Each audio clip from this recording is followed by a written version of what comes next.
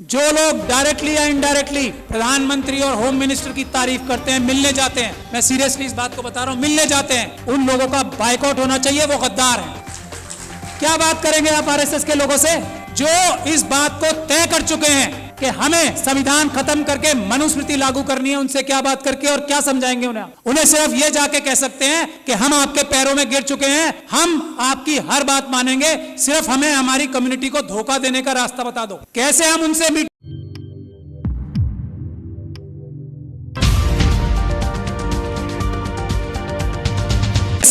मीठी मीठी बातें करके, कैसे जज्बाती तकरीरें देके उनको बेवकूफ बनाएं और आपकी मदद करें, ये काम कर रहे हैं जो लोग उनसे मिलने जाते हैं। ये समझ लीजिए आप, उन्होंने सारी इंस्टीट्यूशंस जो हैं हाईजैक कर ली हैं। उन्होंने हम लोगों के, खास तौर पे एससी एसटी, माइनॉरिटीज और ओबीसी के जितनी टॉप लीडरशिप है सब हाईजैक कर ली। इस बात को जब तक हम तस्लीम नहीं करेंगे हम एक कदम आगे नहीं बढ़ा पाएंगे। अपने अंदर से गद्दारों को आइडेंटिफाई नहीं करेंगे हम एक कदम आगे नहीं बढ़ा पाएंगे।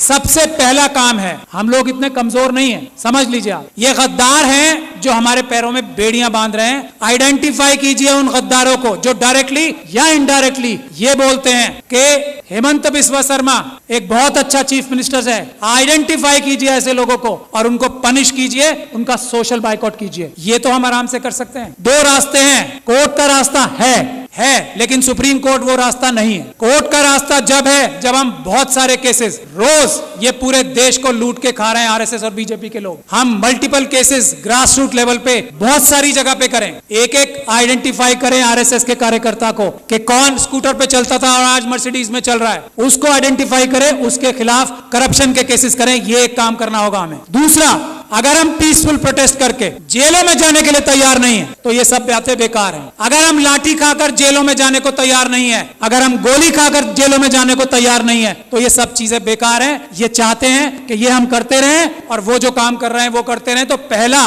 रेजोल्यूशन ये होना चाहिए कि हमें अपने देश को अगर बचाना है, संविधान को अगर बचाना है तो हमें जेल जाने के लिए तैयार रहना पड़ेगा। और जेल जाने वालों में सबसे पहला नंबर लीडरशिप का आना चाहिए, क्योंकि हम लोगों को लोग इज्जत करते हैं ना। हमारी ताकत क्या है? आज मुझे लोग इतना पसंद करते हैं, मैं क्या हूं? एक छोटा सा अदना सा वकील हूं। आज लाखों लोग मुझे सपोर्ट करते हैं, वो मेरी ताकत है। नहीं तो मेरी औकात और हैसियत नहीं है कि मैं चूं भी कर जाऊं इन लोगों के सामने। ये समझ लीजिए आप। और ये बात तस्लीम हमारे सारे एमपी एमएलए, बड़ी बड़ी तंजीमों के लीडर्स को करना चाहिए। उनकी अपनी जाती हैसियत और औकात किसी की नहीं है। मैं इस बात को तस्लीम करता हूं। आज अगर हम लोग इतनी जोर से बोल पा रहे हैं तो हमारे पीछे लोगों की ताकत है। उसकी वजह से हमें उन्हें धोखा नहीं देना चाहिए। जो अपने आप को जितना बड़ा लीडर समझता है उसे जेल जाने के लिए, गोली खाने के लिए, लाठी खाने के लिए सबसे पहले तैयार होना चाहिए आज। और जो ऐसा नहीं करता, जो इसके लिए बहानेबाजी करता है, मसलियत बताता है कि ये मसलियतन जो है ना, लफ्ज बोलने वाला गद्दार है। मसलियतन ये नहीं बोलेंगे कि मैं जेल जा रहा हूं। मसलियतन हमें प्रोटेस्ट नहीं करना चाहिए। गद्दार, बेईमान, ये हमें बोलना पड़ेगा खुल के। एक बात। दूसरी बात, ये हमारा सबसे पहला इशू आर्टिकल 1 होना चाहिए कॉन्स्टिट्यूशन का। आर्टिकल 1 क्या है? भारत की जो सीमाएं है ना उसको अक्षुण्ण रखना। चाइना 2000 किलोमीटर हमारी जगह खा गया है। हम किसी और मुद्दे पे बात नहीं करेंगे। दो मुद्दे हमारे शुरुआत के होने चाहिए और हमें होम मिनिस्टर का, हमें प्राइम मिनिस्टर का घेराव इस बात पे करना चाहिए कि चाइना से हमारे देश की सेना अपनी जमीन वापस लेने के लिए बेकरार है। तुम डरपोक हो जो उन्हें रोक रहे हो, इसके लिए हमें प्राइम मिनिस्टर का घेराव करना चाहिए। ये आर्टिकल 1 है, इसके लिए करें। और आगे जाके गोली खाएं। इसके बाद क्या? 2000 किलोमीटर हमारी, जिसको अलग अलग जबानों से हम कहते हैं, कोई भारत माता कहता है, हम भारत देश कहते हैं, उसमें से 2000 किलोमीटर कोई ले गया और हम यहां बैठ के डिस्कशन करेंगे? नहीं। या तो प्रधानमंत्री इस्तीफा देंगे या वो 2000 किलोमीटर वापस लेंगे, नहीं तो हम मार्च करके हम खुद जाके वापस लेंगे। ये हमारा पहला एजेंडा होना चाहिए। दूसरा एजेंडा इस वक्त जो है वो है मणिपुर। अगर मणिपुर के लिए हम लोग प्रधानमंत्री का घेराव नहीं करते, प्रधानमंत्री और होम मिनिस्टर डायरेक्टली इन्वॉल्व है मणिपुर में जो हो रहा है, यहाँ मणिपुर के लोग बैठे हैं, अरामबाई तेंगुल, मेतेई लिपुम, ये दो संगठन है आरएसएस के जिन्होंने ये सारा कारनामा अंजाम दिया है। अमित शाह साहब के साथ मिलकर जिन्होंने ये सारा कारनामा अंजाम दिया है, चीफ मिनिस्टर बीरेन सिंह के साथ मिलकर मेटिकुलस प्लानिंग से एक एक काम हुआ है। वहां पे कुछ भी स्पॉन्टेनियस नहीं हुआ है। जब तक हम इस बात के लिए कार्रवाई नहीं करेंगे, और ये जो सुप्रीम कोर्ट में कार्रवाई अभी चल रही है उससे कुछ होने वाला नहीं, कुछ नहीं होने वाला। मैं लॉयर सुप्रीम कोर्ट आपको बता रहा हूं, कुछ नहीं होगा। बात 1-2 महीने में आई गई हो जाएगी। उन लोगों के साथ वहां ज्यादती होगी। आरएसएस और बीजेपी पाकिस्तान और चाइना के साथ मिलकर नॉर्थ ईस्ट और सारे बॉर्डर लाइन एरियाज को कमजोर कर रही है। ये हमारी जिम्मेदारी है। आर्टिकल 1 नंबर 1 बचाना सबसे पहले। मणिपुर के लिए हमें जाना चाहिए डेलीगेशन बना के और सच्चाई सामने लानी चाहिए कि आरएसएस ने, अमित शाह साहब ने और चीफ मिनिस्टर ऑफ मणिपुर ने ये प्लानिंग करके अपने कार्डर्स से कराया है। कोई मैती समाज ने नहीं किया है, उनके कार्डर्स ने किया है। गुड़गांव में और नूह में उनके कार्डर्स ने सब किया है। गुजरात में उनके कार्डर्स ने सब कुछ किया है। और दिल्ली के दंगों में हमने ये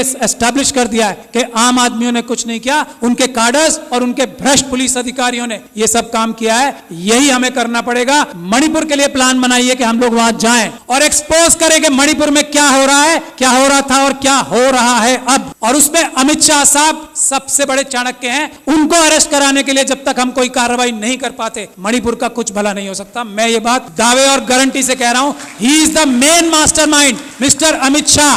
वो वहां जाके बैठे इसलिए थे कि उन्होंने ये सब प्लानिंग करनी थी कि सब कुछ ठीक चल रहा है या नहीं। वरना भारत के होम मिनिस्टर में इतनी ताकत होती है, चेयर में, चाहे कोई डफर भी बैठ जाए उस पे। अमित शाह साहब की बात नहीं कर रहा हूं, ये डफर वर्ड उनके लिए इस्तेमाल नहीं किया मैंने। अगर कोई डफर भी बैठ जाए, भारत के होम मिनिस्टर की चेयर में इतनी ताकत होती है कि सब शांति वहां पे एक दिन में हो जाए। लेकिन जो होम मिनिस्टर वहां अपनी प्लानिंग ही करने गया था, इंप्लीमेंटेशन देखने गया था गुजरात मॉडल की, वो उससे क्या उम्मीद करते हो? आज तक किसी आदमी ने यह बोला है कि Amit Shah is the main mastermind of Manipur? नहीं बोला। यही हमारी कमी। तो मेरी यही गुजारिश है, एक तो जेल जाने के लिए जो लोग तैयार हैं, गोली खाने के लिए जो लोग तैयार हैं, लाठी खाने के लिए जो लोग तैयार हैं, वही बोले कि मैं लीडर हूं, वरना वो गद्दार है। मेरा ये मानना है। बाकी अपनी अलग अलग राय सबकी हो सकती है। यही एक टेस्ट है। अच्छी से अच्छी बात कोई भी कर सकता है। एक से बढ़कर एक स्पीच देने वाले, एक से बढ़कर एक भाषण देने वाले हम लोगों में भी हैं और आरएसएस में भी हैं। जबान की वैल्यू आजकल 0 हो गई। सड़क पे आए, गोली खाएं, तब बताएं कि मैं लीडर हूं, वरना मैं गद्दार हूं। ये बात तय है। मैं गोली खाने के लिए तैयार हूं आज इसी वक्त से। और जब आप लोग दावत देंगे कि गोली खाने के लिए सबसे आगे मैं रहूंगा, मैं ये गारंटी दे रहा हूं अपनी तरफ से। और मैं ये उम्मीद करता हूं कि इस हॉल में बैठा हर एक इंसान जो अपने आप को लीडर कहना चाहता है, वो गोली खाने के लिए, इस वक्त देश बचाना है तो गोली खाने के लिए तैयार रहना पड़ेगा। अमित शाह साहब को मणिपुर के लिए अरेस्ट कराना जरूरी है। इसके लिए हमें कार्रवाई करनी पड़ेगी। मेरी जहां भी सर्विसेज आपको दरकार होंगी, मैं वॉलंटियर करता हूं अपने आप को। बहुत बहुत शुक्रिया। जय भीम, जय भारत। फिलहाल इस वीडियो में इतना ही दोस्तों। आपसे निवेदन है कि आप हमारे चैनल को सब्सक्राइब जरूर कीजिएगा, ताकि आपको वो खबरें पहुंचती रहें जिनको गोदी मीडिया नहीं दिखाता है, वो हम आप तक पहुंचाने की कोशिश करते हैं। फिलहाल इस वीडियो में इतना ही।